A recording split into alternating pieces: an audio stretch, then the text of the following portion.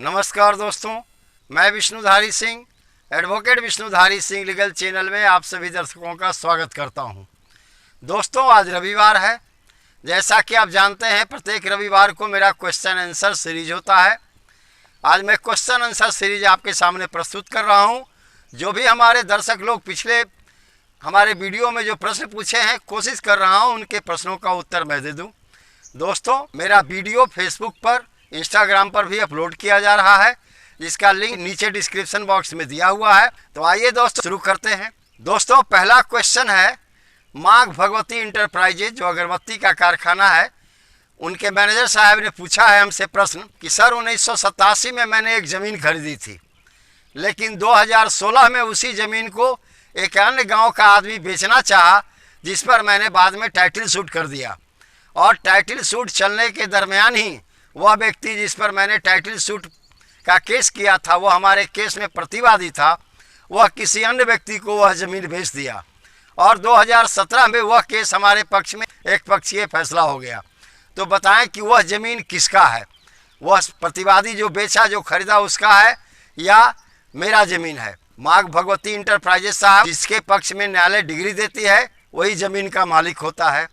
आपका जो प्रतिवादी है वह ज़मीन बेचा, लेकिन न्यायालय के टाइटल शूट के मुकदमे में वह हार गया। ऐसी परिस्थिति में उसके खरीदार जो हैं या उसके द्वारा जो ज़मीन खरीदने वाले हैं, उनका ज़मीन पर कोई टाइटल नहीं बचा।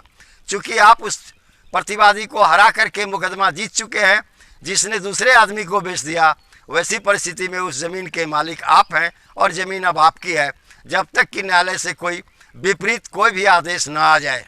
अगर आप चाहें तो वह रजिस्ट्री को कैंसिल भी करा सकते हैं, जो केस चलने के दरमियान में आपका प्रतिवादी ने बेचा था किसी अन्य व्यक्ति से। आप न्यायालय में उस रजिस्ट्री को चुनौती दे सकते हैं कि यह रजिस्ट्री हमारे केस चलने के दरमियान में बेचा गया, सेल डीड इसका एग्जीक्यूट किया गया, और वह व्यक्ति जिसने सेल डीड एग्जीक्यूट किया वह मुकदमा हार चुका है। ऐसी परिस्थिति में वह रजिस्ट्री कैंसिल हो जाएगी। एक है मुरहो मुसहरी साहब, यह रहने वाले हैं टोला मधेपुरा के। इन्होंने अपने प्रश्न में कहा है कि इनके दादाजी के पास कुछ ज़मीन थी जो पैतृक ज़मीन थी। इनके दादाजी के बड़े भाई के जो पुत्र हैं, इनके दादाजी से वो सारा ज़मीन दान पत्र में लिखवा लिए। अब वो दादाजी से जो लिखवा चुके थे, इनके बड़े दादा के जो बड़े बेटे हैं, अब उस ज़मीन को बेचना चाहते हैं। ऐसी परिस्थिति में क्या यह ज़मीन उनकी होगी या ज़मीन में हम लोग का भी हिस्सा है? क्या वह दान पत्र कैंसिल होगा? मुरहो मुसरी साहब, सबसे पहले आप समझ लें, जॉइंट फैमिली प्रॉपर्टी को दान नहीं दिया जा सकता। दान सिर्फ वही वस्तु दी जाती है, वही ज़मीन दी जाती है जो या तो पार्टी के खुद हिस्से का हो या पार्टी खरीदा हो। आपके दादाजी ने पैतृक संपत्ति को दान दी है, जिसमें आप, आपके भाई, आपकी माताजी सबको पार्टनर हैं, आप सब लोगों को शेयर है। ऐसी परिस्थिति में आपके दादाजी के पास कोई हक नहीं था कि उस ज़मीन को दान किसी दूसरे अन्य को दे दें। दादाजी का दान पत्र कैंसिल कराने के लिए, सेट एसाइड या वॉइड डिक्लेयर कराने के लिए आप टाइटल शूट का मुकदमा सिविल कोर्ट में ले जाएं और वहां से दादाजी द्वारा एग्जीक्यूट किया गया जो दान पत्र है उसे आप निरस्त करवाएं। और वैसी परिस्थिति में जो दादाजी के बड़े भाई के बड़े बेटे ने जो ज़मीन कब्जा किए हुए थे, वह ज़मीन उनके हाथ से आपके हाथ में चला आएगा और ज़मीन के मालिक आप बन जाएंगे। ज़्यादा से ज़्यादा दादाजी का जो अपना शेयर होगा, वही आपके दादा के जो बड़े भाई के बड़े बेटे हैं, यानी जिसने दान पत्र लिया, वह व्यक्ति को सिर्फ वही हिस्सा मिलेगा। अगला प्रश्न है अखिलेश कुमार जी का। इन्होंने कहा कि इनके ज़मीन के आगे एक नहर गुजरती है, नहर के ऊपर में कोई व्यक्ति झोपड़ी बनाकर उसमें रह रहा है, तो उस झोपड़ी को हटाने का क्या उपाय है?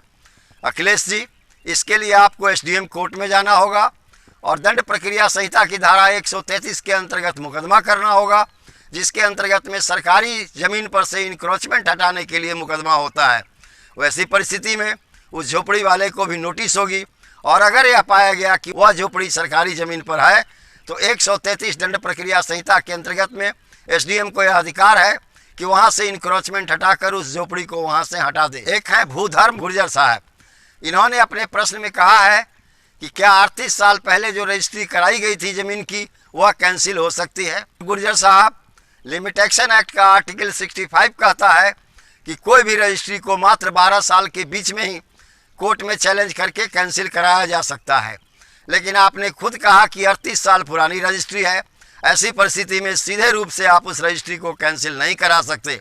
हाँ, इसके लिए अगर आप चाहें तो लिमिटेशन एक्ट का सेक्शन 5 का सहारा ले सकते हैं और ये कह सकते हैं कि वो रजिस्ट्री के बारे में मुझे नहीं मालूम था, मुझे मालूम आज से 6 महीना साल भर पहले हुआ, अब इस रजिस्ट्री को कैंसिल करने के लिए हम न्यायालय में सूट लाए हैं।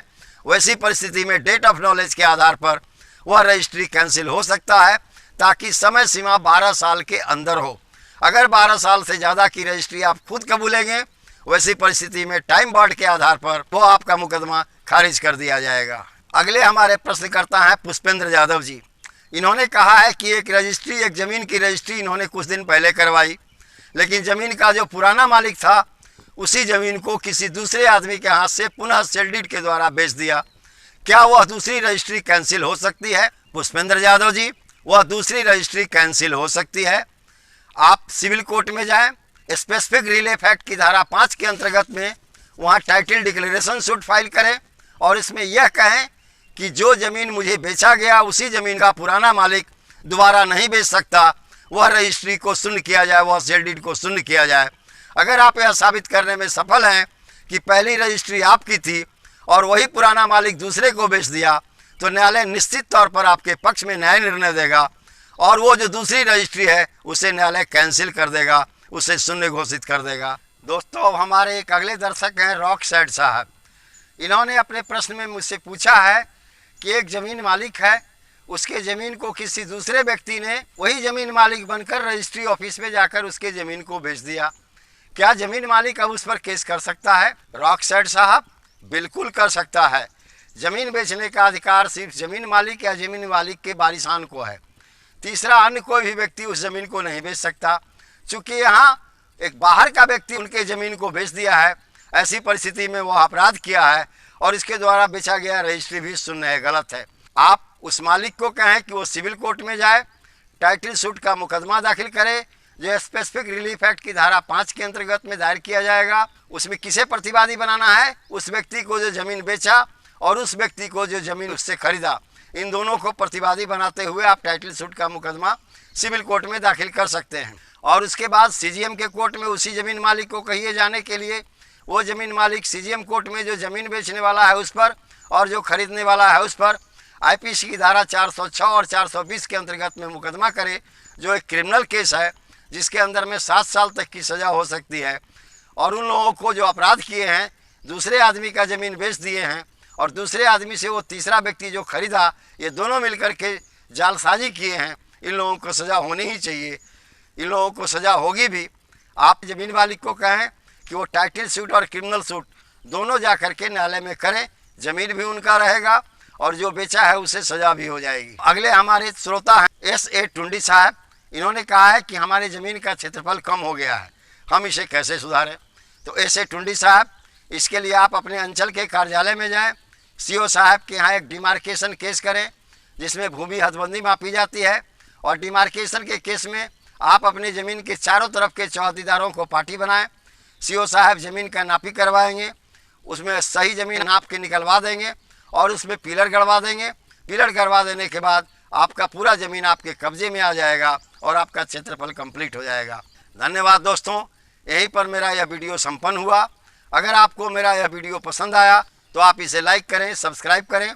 सब्सक्राइब करने के बाद दाहिने तरफ का बेल बटन दबाना न भूलें। और हाँ दोस्तों, इस वीडियो को अपने दोस्त यार लोगों को भी शेयर करें, ताकि जिन लोगों के भी साथ इस तरह का कानूनी प्रश्न हो, हमारे दिए गए उत्तर के अनुसार कानूनी रूप से अपना अपना रास्ता खोज सकें। धन्यवाद।